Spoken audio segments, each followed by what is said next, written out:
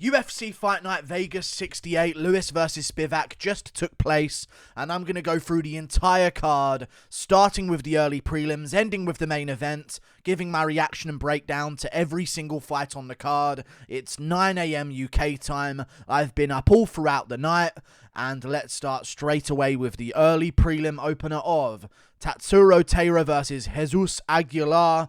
I'm not going with anyone because it's not a prediction, is it? Tatsuro Taira had an amazing performance, and I'll say this, he's a better prospect at flyweight than Muhammad Mokaev. I'm saying it. Come at me.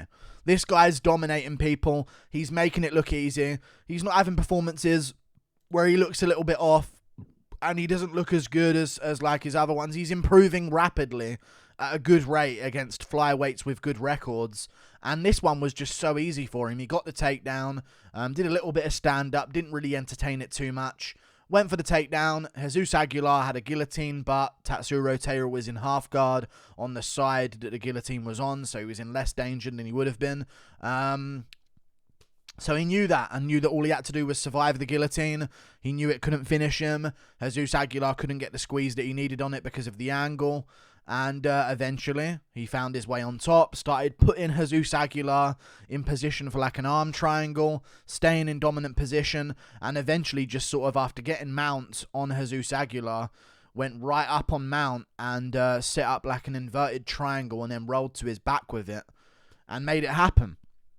Very clean work. It wasn't even an inverted triangle. It was just like a triangle from mount, rolled to his back, locked it up, cinched it in, turned it into an armbar sort of situation, like a triangle armbar, and then finished off Jesus Aguilar and made it look easy. And this guy is very, very good, very, very talented, making it look easy. 23 years of age, just turned 23 as well. I think he's a better prospect than Muhammad Mokaev, so hopefully he turns back around pretty soon and we can see him versus a real ranked flyweight contender to see just how good he really is. Amazing performance on the card. We move on. Park Hyun versus Denis Tiuliulin. Again, another amazing performance by Park Hyun. I picked him to win. And Denis Tiuliulin was doing okay early on, landing a couple of big shots on the feet, but eventually Park Hyun got him against a cage, kept going for that outside trip. And Denis Tiuliulin defended it pretty well for a few times, and it made Park Hyun fail on it, but eventually he got the takedown that he was looking for. And once he got the takedown, passed into mount, and Denis Tiuliulin was trying to get him off of him. The commentary was roasting Tiuliulin for not being able to escape mount, like it's an easy position to escape. Like all he had to do was this simple thing, and he'd be out of mount. I don't know why the commentary was talking about that, but yeah.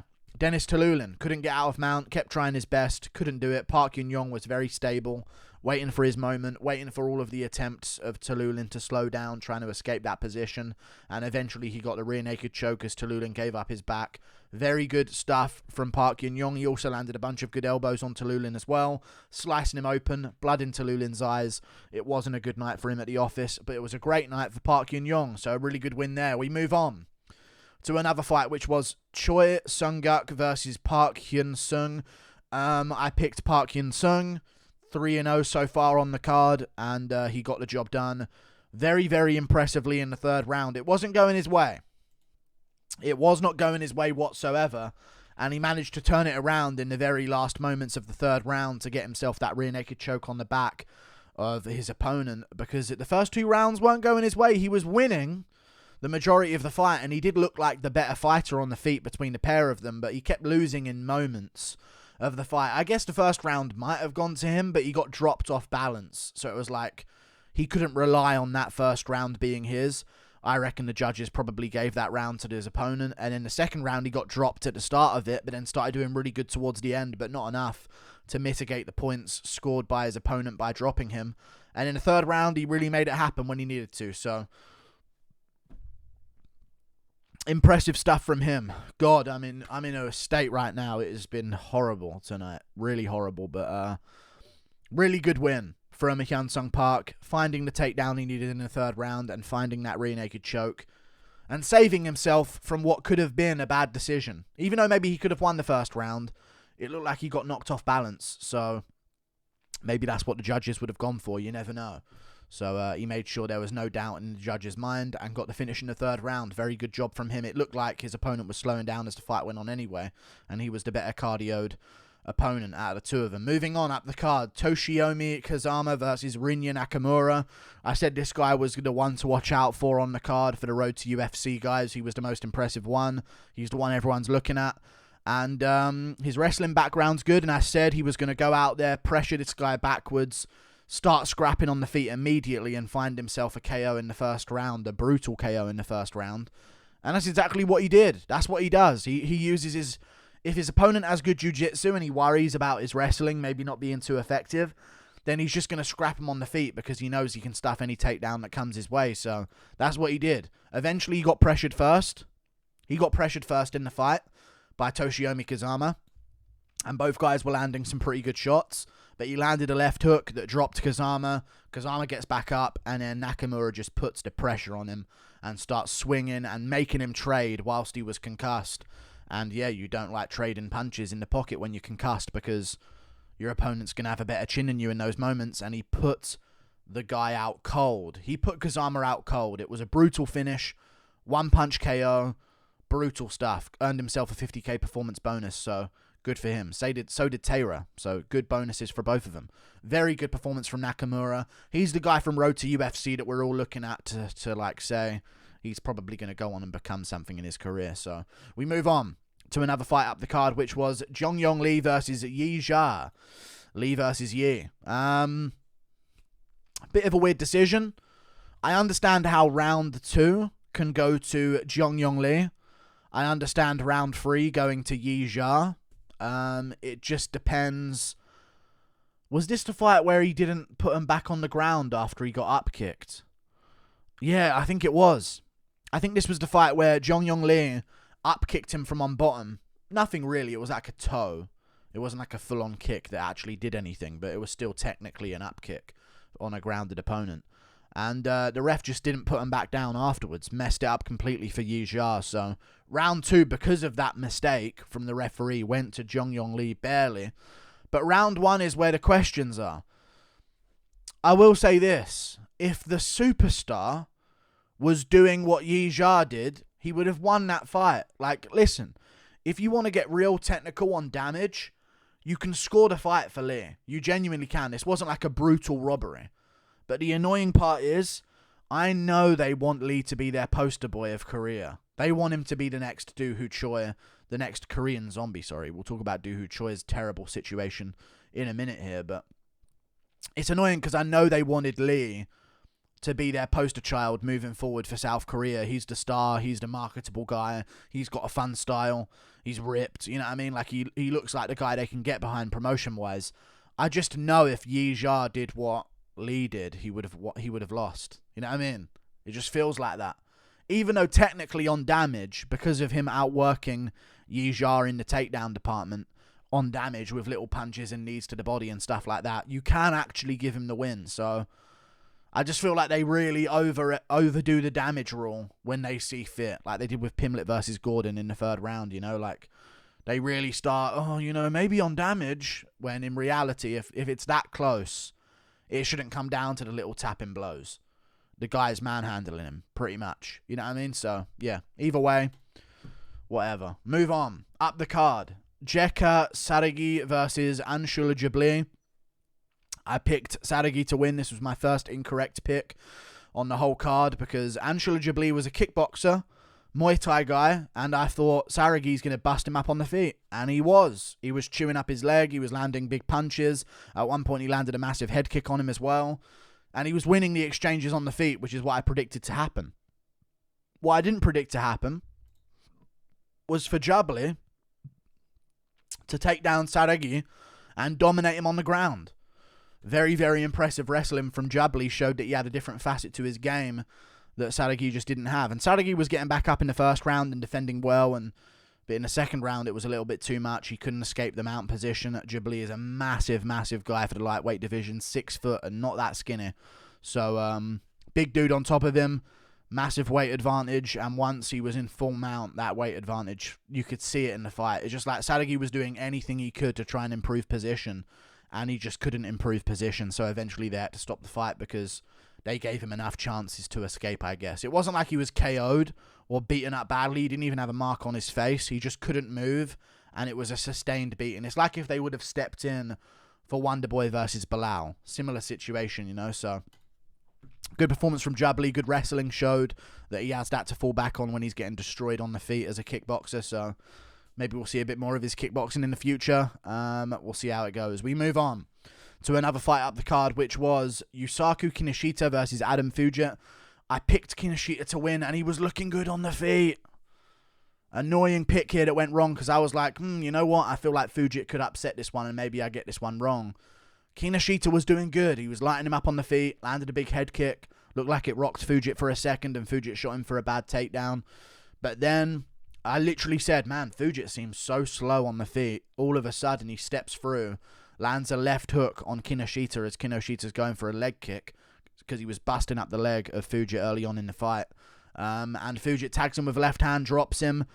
Kinoshita gets back up. He wasn't that badly hurt from it, but that's all that Fugitt needed to get the control that he needed against the cage and just start dragging Kinoshita down, getting good dominant position over him and landing elbows, and Kinoshita covered up and got finished. It wasn't, again, like a brutal KO finish or a TKO. It was just another one where Kinoshita didn't improve his position fast enough for the ref, so they called it off. Good job, Adam Fugitt. Wish I would have went with him because I felt like I was wrong on the Kinoshita pick, but whatever. All good. Fugitt gets the win and looks good, gets the job done. We move on to the one that I do want to talk about here. Choi versus Kyle Nelson. I don't even know what to say about this.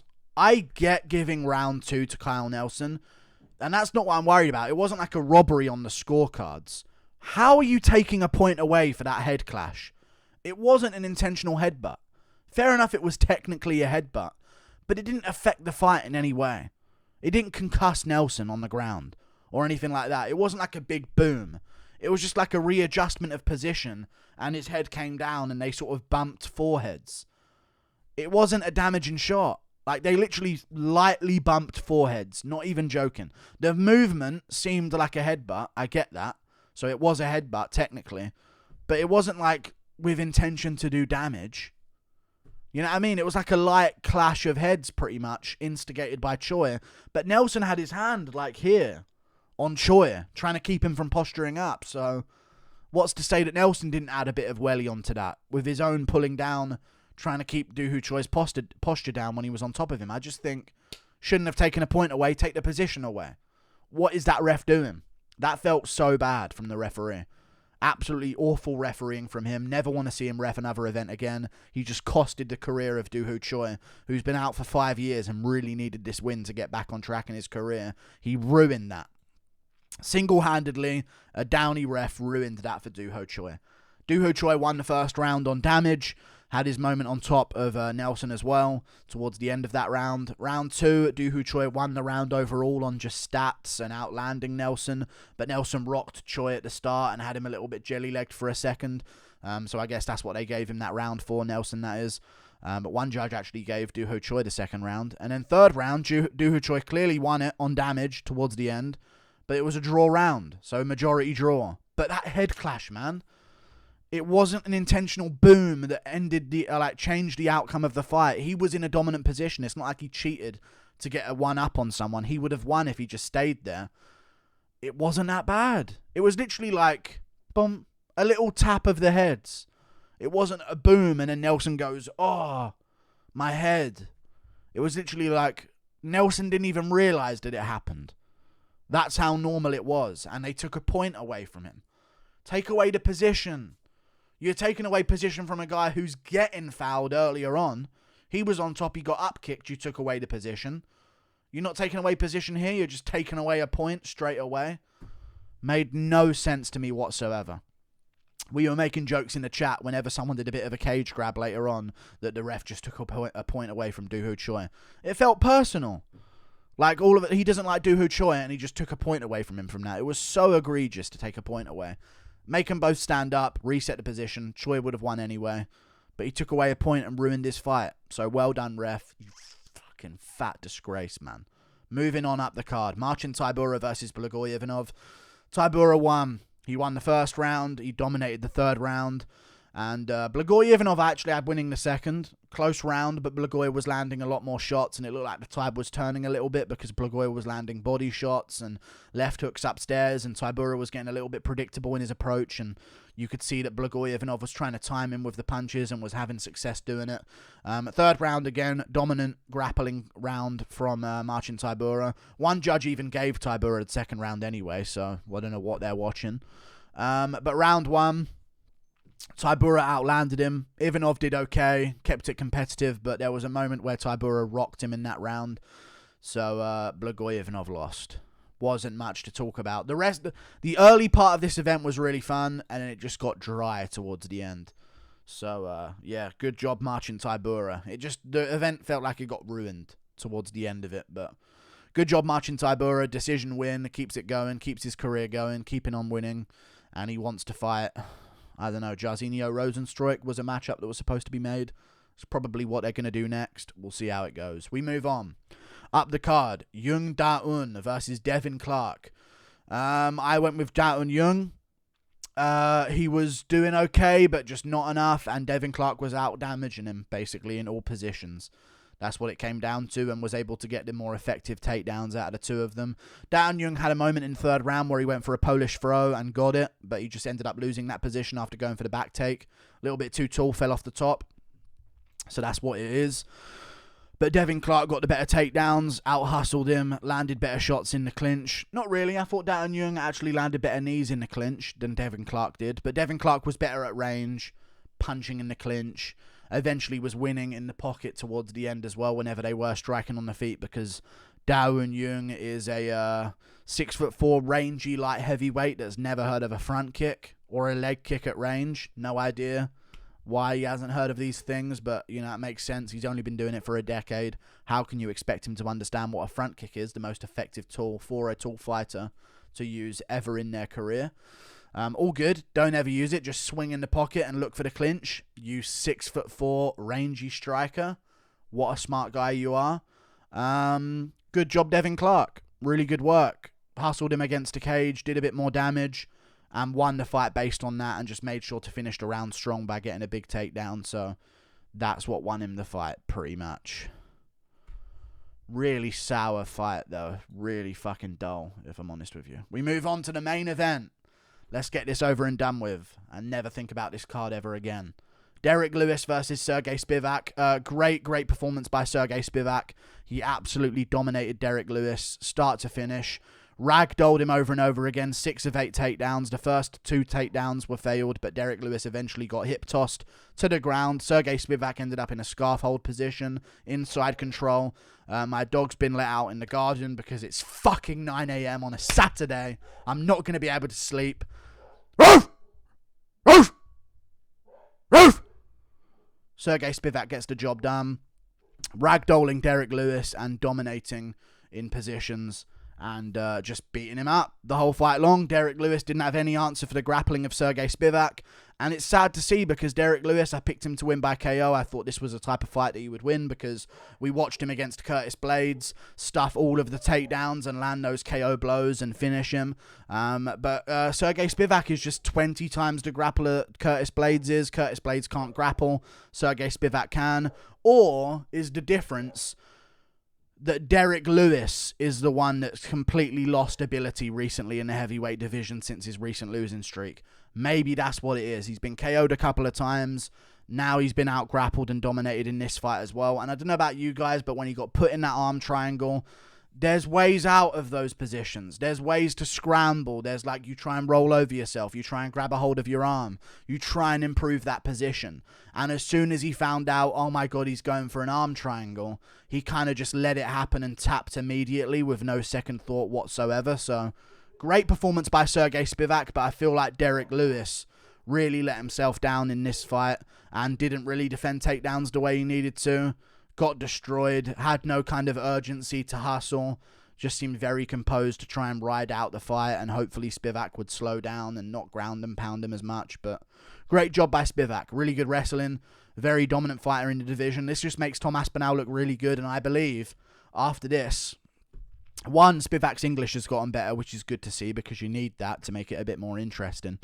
But I think Tom Aspinall needs to move up to number 5.